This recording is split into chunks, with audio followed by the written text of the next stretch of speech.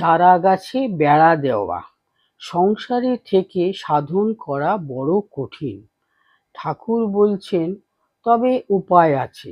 মাঝে মাঝে নির্জনে গিয়ে তাকে প্রার্থনা করতে হয়, তাকে লাভ করবার জন্য চেষ্টা করতে হয়। যখন অবসর পাবে কোনো নির্জন স্থানে গিয়ে একদিন দুদিন থাকবে, যেন সংসারের সঙ্গে কোনো সম্বন্ধ না থাকে। ফুটপাতের গাছ দেখেছ? যতদিন চারা ততদিন চারিদিকে বেড়া দিতে হয়, না হলে ছাগল গরুতে খেয়ে ফেলবে। গাছের গুঁড়ি মোটা হলে আর বেড়ার দরকার নাই, তখন হাতি বেঁধে দিলেও গাছ ভাঙবে না। গুঁড়ি যদি করে নিতে পারো আর ভাবনা কি, ভয় কি? বিবেক লাভ করবার চেষ্টা আগে করো। আকবর শাহর কাছে ভিক্ষা চাওয়া, দেবার সেই ঈশ্বর। একজন ফকির আকবর শাহর কাছে কিছু টাকা আনতে গেছিল। বাদশাহ তখন নামাজ পড়ছে আর বলছে, হে খোদা, আমায় ধন দাও, দৌলত দাও। ফকির তখন চলে আসবার উপক্রম করলে, কিন্তু আকবর শাহ তাকে বসতে ইশারা করলেন। নামাজের পর জিজ্ঞাসা করলেন, তুমি কেন চলে যাচ্ছিলে? সে বললে, আপনি বলছিলেন ধন দাও, দৌলত দাও, তাই ভাবলাম যদি চাইতে হয় ভিখারির কাছে কেন, খোদার কাছে চাইব। মেছুনীর আঁশচুপড়ি।